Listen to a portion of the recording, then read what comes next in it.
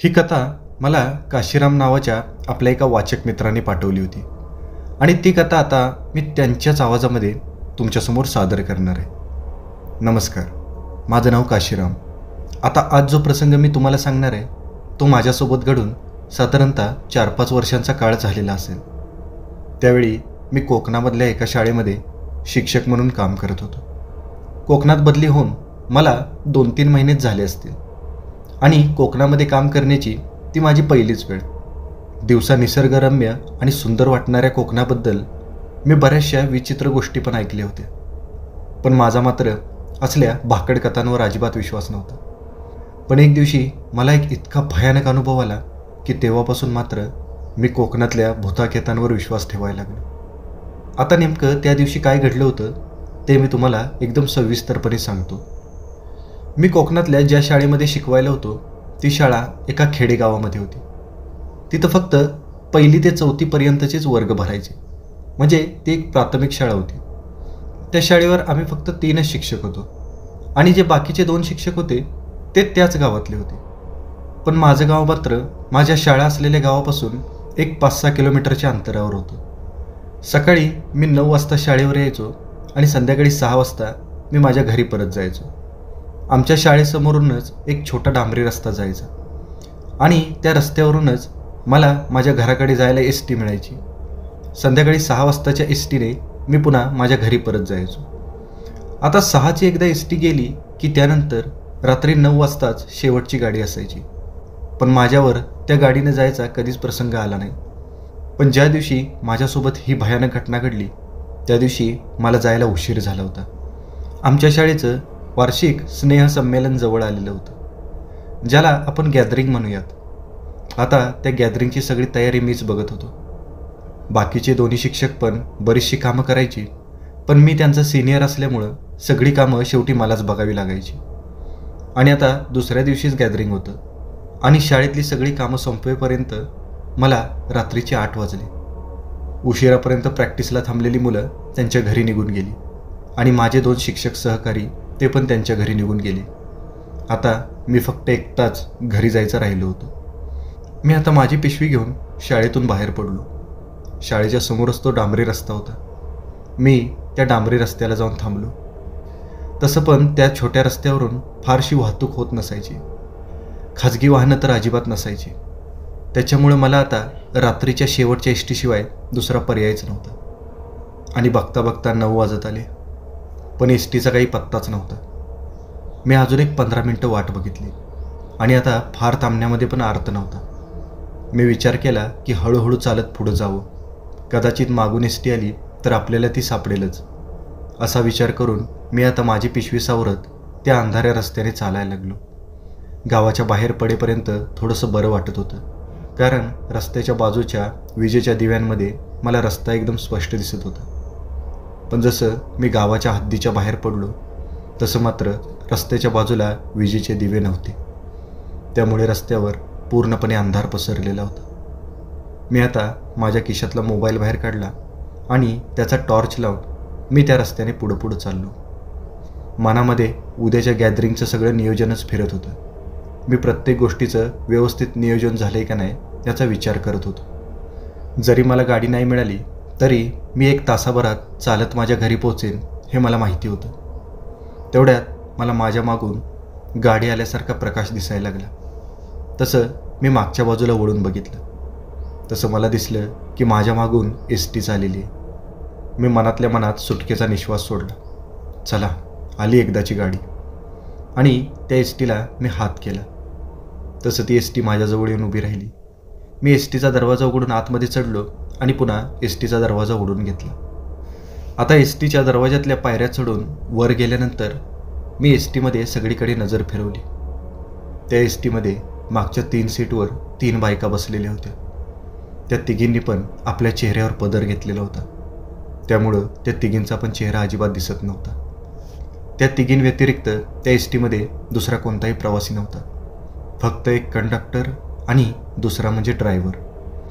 आता मी माझी नजर कंडक्टरकडे फिरवली तसं मला एक धक्काच बसला, कारण तो कंडक्टर खूपच विचित्र वाटत होता. त्याचा चेहरा एकदम काळाभोर होता. साधारण माणसापेक्षा तो भलताच धिप्पाड होता. त्याच्या त्या काळ्या चेहऱ्यावर पल्लेदार काळ्या मिशा आणि डोळे एकदम लाल भडक, जसं की तो बरेच दिवस झोपलेला नसावा. तो एकटक त्याच्या बाजूच्या खिडकीतून बाहेर बघत होता. मी आता कंडक्टरच्या मागच्या सीटवर जाऊन बसलो आणि मला आता अपेक्षा होती की कंडक्टर उठेल आणि माझं तिकीट मागेल. पण मी त्याच्या मागं बसलो तरी कंडक्टर माझं तिकीट घेण्यासाठी आलाच नाही. आणि अचानक मला जाणवलं की माझ्या बाजूने कुणीतरी पुढच्या दरवाजाकडे चालत गेले. मी दचकून तिकडं बघितलं तर मागं बसलेल्या 3 बायकांमधील एक बाई माझ्या बाजूने चालत दरवाजाजवळ जाऊन उभी राहिली होती. कदाचित तिला इथंच कुठंतरी उतरायचं असेल. पण इथून पुढं जे घडलं ते मात्र खूपच विचित्र होतं. ती आता दरवाजाजवळ जाऊन उभी राहिली. कंडक्टरची नजर मात्र खिडकीतून बाहेर शून्यामध्ये हरवली होती. त्या बाईने आता स्वतःच पुढं जात त्या एसटीचा दरवाजा उघडला आणि भरधाव वेगाने असलेल्या गाडीतून तिनं अचानकच बाहेर उडी टाकली. तसं मी एकदम दचकलोच. अरे बापरे, हे काय केलं या बाईनं? आणि मी जोराने ओरडायला लागलो, अहो मावशी. आणि मी खिडकीतून बाहेर बघायचा प्रयत्न करायला लागलो. पण बाहेर मला काहीच दिसत नव्हतं. खिडकीच्या बाहेर फक्त काळा अंधार होता. जरी रात्र झालेली असली तरी मला काहीतरी बाहेर दिसणं अपेक्षित होतं. पण मला मात्र बाहेर भयान अंधार दिसत होता. मला खूपच मोठा धक्का बसलेला होता. त्यामुळे मी 1-2 मिनटं भानावरच नव्हतो. पण पुन्हा मी अचानक भानावर आलो. माझं शरीर भीतीनं थरथर कापायला लागलं होतं. मी त्या कंडक्टरला म्हणालो, अहो कंडक्टर साहेब, तुमच्या डोळ्यासमोर त्या बाईनं एसटीतून खाली उडी टाकली. तुम्ही काहीच का बोलत नाही आहे? गाडी थांबवा प्लीज, बघा तिला काय झालं आहे. पण कंडक्टर मात्र त्याला काहीच ऐकू आलं नसल्यासारखं वागत होतं. भीतीनं माझे हातपाय थरथरायला लागले होते. पण मला आता वाटायला लागलं की त्या मावशीच्या बाजूला बसलेल्या त्या दोन्ही बायकांना तरी याबद्दल सांगावं.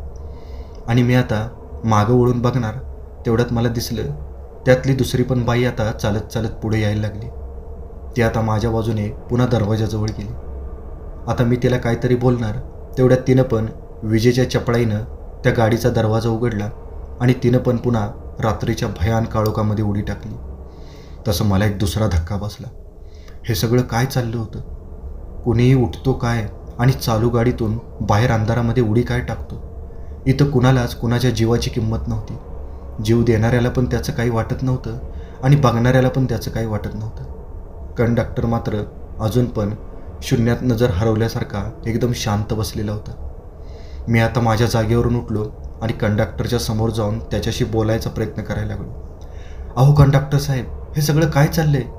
तसं त्यानं पहिल्यांदाच माझ्याकडे बघितलं आणि त्याची जळजळीत नजर पहिल्यांदाच माझ्या नजरेला भिडली. त्याच्या नजरेमध्ये एक जरब होती. त्या नजरेनंच मी चरकलो आणि मी पुन्हा थोडंसं मागं सरलो. त्यानंतर मी कंडक्टरच्या बाजूच्या सीटवर बसलो.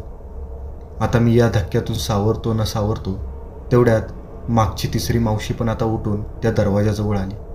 त्यामुळे मी आता घाबरून पुढं काय होतंय याचा अंदाज बांधायला लागलो. ती बाई पण आता दरवाजाजवळ आली आणि तिनं दरवाजा उघडला आणि चालू एसटीमध्ये तिनं पण बाहेर उडी टाकली. माझी मात्र भीतीनं दातखिळी बसली होती. मला काय खरं आणि काय खोटं तेच कळत नव्हतं. क्षणभर मला वाटत होतं की मी एखादं वाईट स्वप्न तरी बघत नाही ना. पण सगळं एकदम खरंखुरं होतं. आता मला त्या एसटीमध्ये सुद्धा बसायची भीती वाटायला लागली आणि कधी एकदा माझं गाव येतंय आणि मी उतरतोय असं मला झालं. आणि तेवढ्यात मला माझ्या बाजूच्या सीटवर थोडीशी हालचाल जाणवली आणि मी पुन्हा डोळे उघडून माझ्या बाजूच्या सीटवर बघितलं तर आता कंडक्टर पण त्याच्या जागेवरून उठला होता आणि तो आपला धिप्पाड देह सावरत एसटीच्या दरवाजाजवळ गेला आणि त्याने पण एसटीचा दरवाजा उघडला आणि चालू एसटीतून खाली उडी टाकली. आता मात्र माझ्या डोक्याचा भोगा झाला होता. मेंदू बधीर झाला होता.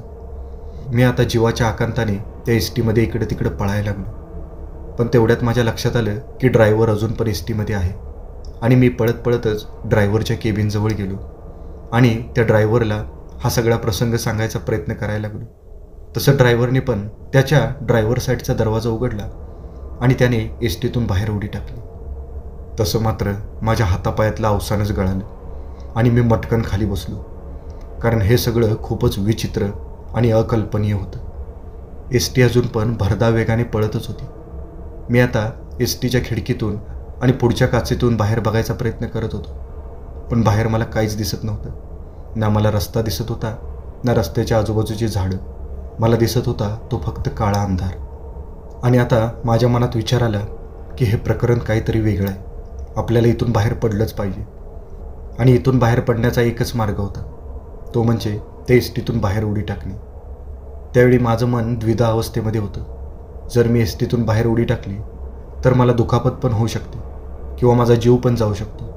पण एसटीच्या आतमध्ये जर मी थांबलो तर मी नक्की मरणार, हे मात्र मला त्यावेळी वाटलं. आणि मी पण आता एसटीच्या दरवाजाजवळ गेलो आणि तो दरवाजा उघडून डोळे झाकले आणि ते एसटीतून बाहेर उडी टाकली. त्यानंतर काय झालं ते मला आठवत नाही. पण ज्यावेळी मी शुद्धीवर आलो त्यावेळी माझ्या बाजूला बरीचशी माणसं बसलेली होती. त्यातल्या एक जणाने माझ्या तोंडावर पाणी मारलेलं होतं, त्यामुळं मी शुद्धीवर आलेलो होतो. मी आता उठून बसलो तसं ते म्हणाले, अहो तुम्ही इथं रस्त्याच्या मधोमध पडला होता. मी आता व्यवस्थित मी कुठं पडलो आहे याची माहिती घेतल्यानंतर माझ्या लक्षात आलं की मी माझ्या गावाच्या एकदम जवळ पोचलेलो होतो. घड्याळामध्ये बघितलं तर रात्रीचे 10 वाजलेले होते. मला कळतच नव्हतं की मी इथं येऊन कसं काय पडलो असेल. माझ्या डोक्याला, खांद्याला आणि गुडघ्याला बरीचशी दुखापत झालेली होती. त्यानंतर एक 5-10 मिनिटांमध्येच मी राहत असलेल्या गावातली 4-5 माणसं बाईकवरून मला घेण्यासाठी आली. मी त्यांच्यासोबत पुन्हा माझ्या रूमवर निघून गेलो. पण मी माझ्यासोबत घडलेली कोणतीच गोष्ट मी राहत असलेल्या गावातल्या लोकांना पण सांगितली नाही, कारण माझ्या बोलण्यावर कोण विश्वास ठेवेल. पण मी बराच वेळ माझ्यासोबत घडलेल्या सगळ्या प्रसंगाचा एकदम व्यवस्थित विचार करायला लागलो. पहिल्यांदा मला वाटत होतं की मला कदाचित एखादं वाईट स्वप्न पडलं असेल किंवा मला भास झाला असेल. पण जर मला भास झाला असेल असं म्हणावं तर मी ज्यावेळी एसटीत बसलो त्यावेळी मी माझ्या शाळेजवळ होतो. आणि मी जर माझ्या शाळेजवळच बेशुद्ध पडलो असेल तर मी माझ्या गावाच्या जवळ बेशुद्ध अवस्थेत कसा आलो असेल. म्हणजे मी त्या एसटीत बसलो होतो हे खरं होतं, पण ती एसटी आली कुठून आणि गेली कुठे हा मात्र सगळ्यात मोठा प्रश्न होता.